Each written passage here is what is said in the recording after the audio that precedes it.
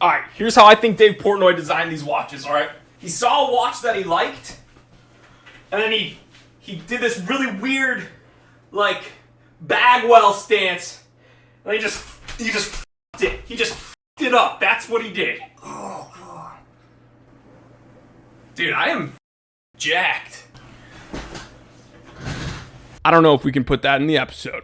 Brick by brick, this controversial mastermind built a media empire from the ground up. Sharp as a tack, handsome, and with a work ethic that would make David Goggins jealous. He has the whole package. But enough about me.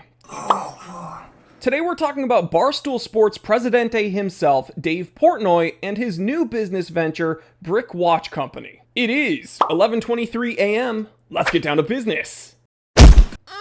Now, being from New England, I've followed Barstool Sports since its infancy, and I've seen Dave Portnoy absolutely crush it in the entrepreneurial space. No stranger to controversy, he speaks his mind, he punches back, and he's not shy about it. So when Dave unveiled this new project, I was prepared to hear some backlash, and I was eagerly awaiting to hear Dave's response, both of which happened swiftly. You see, it was almost immediately after he announced Brick Watch Company that he uploaded another video complaining about the criticism he's getting over the watches. He even took notes. Like this guy. I started taking notes. I'm writing down names. I almost was going to be like, buddy, enjoy your last couple moments of just trashing me because the beast is waking up and he's waking up today. Here's what I gathered from all of this. He started the episode professing his confusion that there are even people interested in watches in the first place. He called us watch hardos and watch nerds, but joke's on him, we already call ourselves that, and I get called way worse things on the internet. Okay, so most of the time it pertains to me being Jewish, but people call me a lot of bad things.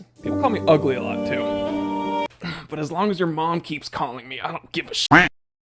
I'm getting hate like I've never gotten. I guess there's watch hardos, watch nerds, watch dorks, and then just Dave Portnoy haters. And then when people took issue with the price of these watches, it seems like Dave's main defense was that he has $100 million in the bank and he has expensive taste.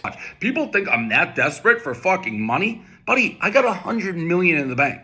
I like being an entrepreneur. This is all very interesting to me. All right, it's interesting that a person who took 2 years to bring a product to market and claims that they were doing research the whole time is now confused that there are people who show interest in these specific products. You'd think that that would be like the first thing you gather when you're doing market research, right? I'm bringing a product to market.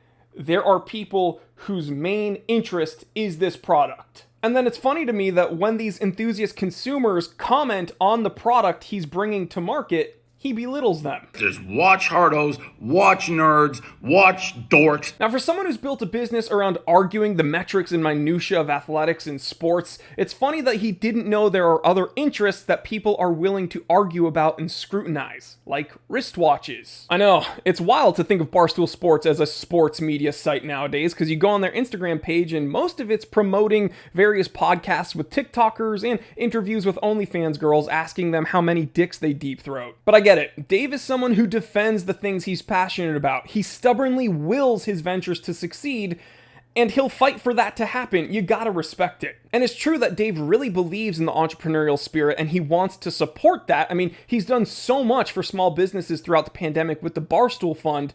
It is amazing what he's done. And even with Brick Watch Company, he's setting up a 20% donation of all watch sales to small businesses in the future. Again, that is incredible. And to remind us of the entrepreneurial grit, he even put always earned on the watch's dials. And while the inspiration for this watch brand is positive and well-meaning, when we look at the price and we compare them to the specs, it seems the criticism of these watches is also always earned. Now, I know someone on your team is watching this, Dave, so have them take some notes because this watch hardo is about to teach you something about the watch industry. What you're doing with Brick Watch Company is not revolutionary. Making an accessible watch brand for people that want a high-end product, but not the high-end price tag, and utilizing easily sourced movements, along with relatable marketing, really isn't anything different than every microbrand ever has been doing forever. That's right, Dave, you just learned a new term. Microbrand. You are now a micro-brand watchmaker. And the only thing setting your micro-brand apart from all the others we've taken a look at on this channel is that you're selling your watches for about 3 to 4 times the price for other low to moderately spec'd watches. For instance, your Brick Chrono Diver has a $2,399 price tag for a Ronda quartz movement. And I know in one of your recent uploads, you were making fun of people saying quartz, quartz, quartz, quartz, quartz. But the truth is, for this similarly spec'd Mathy Tissot Ronda quartz chronograph, you can get it for like $300. And that's from a Swiss watchmaker that's been around since 1886. So far, when I take a look at Brick's catalog, their best offering is their Classic 22. This utilizes a Swiss Sellita automatic movement. And the issue I have with this watch is that it's also $2,399 for a relatively simple watch. I mean, you look at the specs, it's a stainless steel watch with a 100-meter water resistance rating, a date complication, and a Sellita automatic movement. That's all well and good. But for almost $2,400, there is no reason why anyone should buy this Brick Classic 22 over a similarly spec'd Oris Big Crown Pro Pilot that has the same Sellita-based automatic movement, date complication, 100-meter water resistance rating with a threaded crown, and it's from a legit Swiss watchmaker that's been around a while with a proven track record of making incredible watches. Now, Dave claims that these Brick Watch Company watches are US manufactured and engineered, but their website also says they use Swiss movements and imported parts when needed. So they're really having an identity crisis, in my opinion. Using American manufacturing as a selling point, because Dave's mentioned it multiple times, utilizing their Swiss movements as a selling point, but also having to mention that they utilize other imported parts when needed. And all of this is very confusing, because it's clear he doesn't think his main demographic will be the watch hardos or watch nerds. He's not really selling these to people that are actually into watches. So having a Swiss movement isn't really a selling point because the layperson isn't going to really know or care what a Swiss movement even is. I mean, Dave said that he's selling these watches to people who have some money but don't need Rolex on the dial. But the truth is, it's not even fair mentioning Rolex when we're talking about these Brick watches. Dave admitted Rolexes are much more expensive than these Brick Watch Co. watches. But Rolex has a long history of making watches with in-house movements and a track record of great value retention,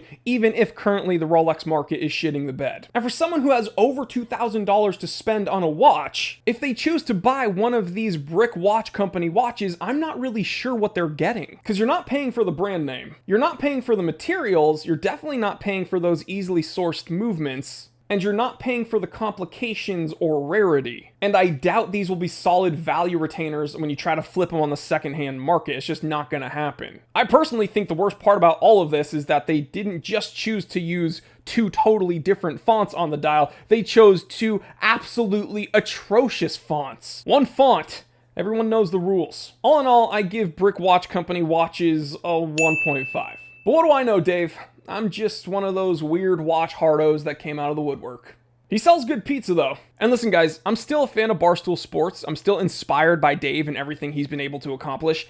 I hope he does well with this, honestly. I think it's great that he's going to use some funds from this to give back to the community and help bolster up other small businesses. But the truth is, I think he's been misguided in this regard. I think that he has a good idea. He has a noble purpose and a nice, relatable, attractive character when it comes to these watches. He's making it for people that want something high-end, but also have it more accessible. But well over $2,000 for a very simple watch with a very basic movement, I just think that's a bit of a mistake. So we'll see how he does. Let me know what you think, guys. Please subscribe to the channel if you want to support me. You can check me out on Instagram at The Simple Consultant. You can take a look at my personal store, thetimetellershop.com, which is the #1 place to find affordable vintage luxury watches handpicked by me. And you can check me out at T3 Time to Drive, my automotive channel. Click all the links in the description below, and let me know what you think about this. All right, guys, I'll catch you on the next one. Stay happy, stay healthy, stay blessed.